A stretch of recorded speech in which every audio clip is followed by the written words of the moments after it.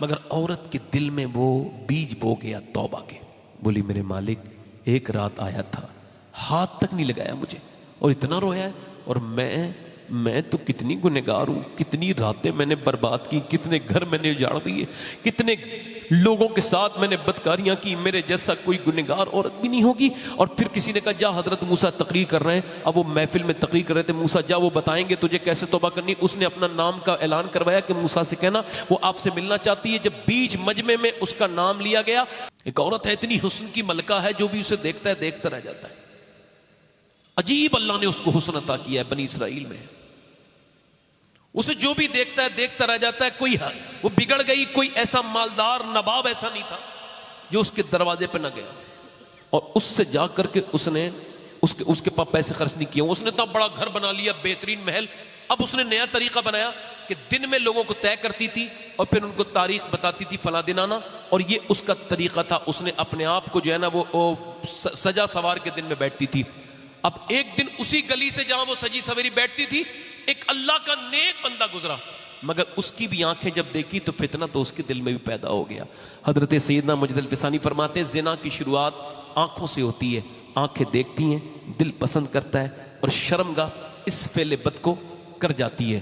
اللہ اکبر. وہ فرماتے ہیں حضرت سیدنا یہ مجد الفسانی, اب وہ ایک مہینے لگاتار دعا کرتا رہا, یا اللہ اس عورت کا خیال میرے دل سے نکال دے, یا اللہ اس عورت کا خیال میرے دل سے نکال دے, یا مگر نکلا ہی نہیں. جانے کیا اللہ کی مرضی. وہ ایک مہینے کے بعد اپنا سب کچھ بیچ کے اس کے پاس گیا, کہنے لگا جو مجھے بتا کون سے دن آنا ہے, تیرے بغیر سکون اور چین نہیں, بے قرار ہو گیا ہوں. اس نے کہا فلاں رات میں آ جانا. وہ اسی رات میں گیا, رات کا وقت تھا, اور وہ اس کے گھر پہنچا.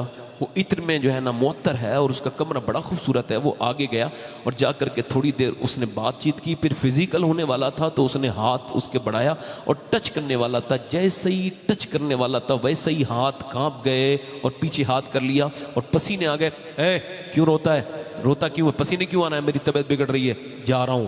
کہ صحیح بتا, طبیعت تو خراب لوگوں کی یہاں ٹھیک ہو جاتی ہے, تو صحیح بتا, صحیح پوچھنا چاہتی ہے, کہاں ہمت ہے تیرے اندر. ہاں. کہا تو سن, جب میں رات کو سجدہ کرتا ہوں تب بھی اللہ مجھے دیکھتا ہے, اور آج جب میں تیرے جسم کو چھو رہا ہوں تب بھی میرا مالک مجھے دیکھ رہا ہے.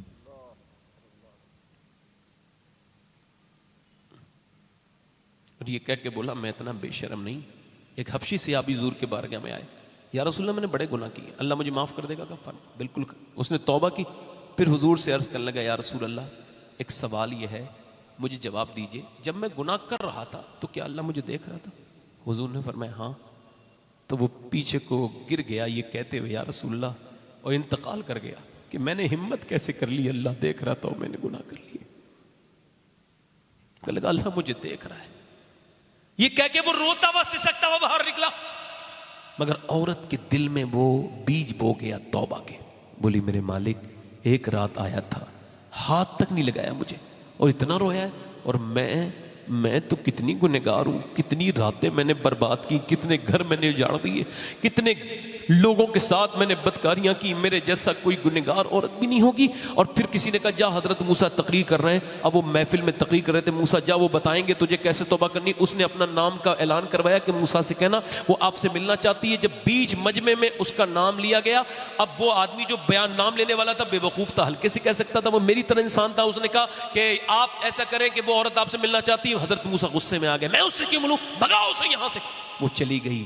دل اس کا مگر بہت زور سے ٹوٹا اور دروازہ اس نے بند کر لیا, اور بولی مالک موسیٰ نے مجھے بھگا دیا, وہ یہ بتا تو بھگائے گا تو میں کہاں جاؤں گی. زمیں بھی خدا کی, زماں بھی خدا کا, مکین و مکان لا مکان بھی خدا کا, گناہگار بندے کہاں جا سکیں گے. خدا کی خدائی سے باہر نکل کے رو کے بولی میرے مالک میں مانتی ہوں پوری دنیا میں میرے جیسی کوئی پاپن نہیں ہے, مگر تیرے جیسا کریم بھی تو کوئی نہیں ہے. پھر رو کے بولی مالک کیا ایسی بات ہے پروردگار, کیا میرے گناہ تیری رحمتوں سے زیادہ ہو گئے, معاف کر دے بندی کو اپنی. پھر پھوٹ پھوٹ کے روئی, سسکیاں لینے لگی, اس کا دل تیزی سے دھڑکنے لگا. دروازہ اس نے دیکھا کہ دروازے پہ کوئی دھک دھک کر رہا ہے. اس نے کہا مالک نہیں کھولوں گی. پھر کوئی آیا ہے, آنسوؤں سے بھیگا ہوا چہرہ, اٹھانے کے لیے تیار نہیں. دروازے پہ پھر دستک ہوئی. اس نے جب کئی مرتبہ آواز سنی تو کر توڑ نہ دے, اس نے دروازہ کھولا. جیسی دروازہ کھولا سامنے حضرت سیدنا موسیٰ علیہ السلام کھڑے تھے. کہنے لگے آپ کیوں آئے ہیں؟ کہنے لگی آپ نے تو مجھے بھگا دیا تھا۔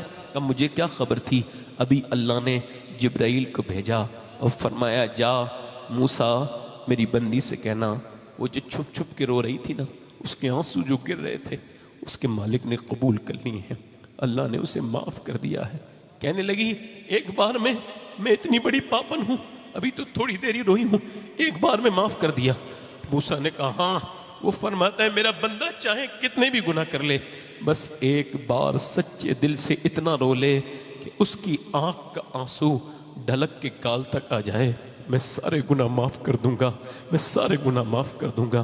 یا ایھا الانسان ما غرک بربک الکریم، اے انسان پلٹ کے آ جا، یہ دنیا تیری کچھ نہیں ہے، یہ سب دھوکہ ہے، یہ دنیا، یہ اس کی جا کے دیکھ کتنے لوگوں کو موت آ گئی، تیرے ہر عمر کا آدمی قبرستان میں ملے گا، 18 سال کا دیکھنا چاہے 18 سال کا بھی ہے، 10 سال کا دیکھنا چاہے 10 سال کی بھی قبر ہے، 8 سال کا دیکھنا چاہے 8 سال کی بھی قبر ہے، 50 سال کی بھی قبر ہے، 60 سال کی بھی قبر ہے۔ غوث اعظم سے کسی نے کہا نصیحت کیجئے، آپ نے فرمایا تیرا باپ جی مر گیا، دادا مر گیا، فرمایا جس کا باپ دادا مر کے نصیحت نہ بنا ہو اسے عبد القادر کیا نصیحت کرے گا۔ او میرے دوست میرے بھائی، یہ تیری زندگی یہ تیری نہیں ہے، اللہ کی امانت ہے، اس کو اچھے سے گزار، اپنے نبی سے محبت کر، حضور کی آنکھوں کی ٹھنڈک بن۔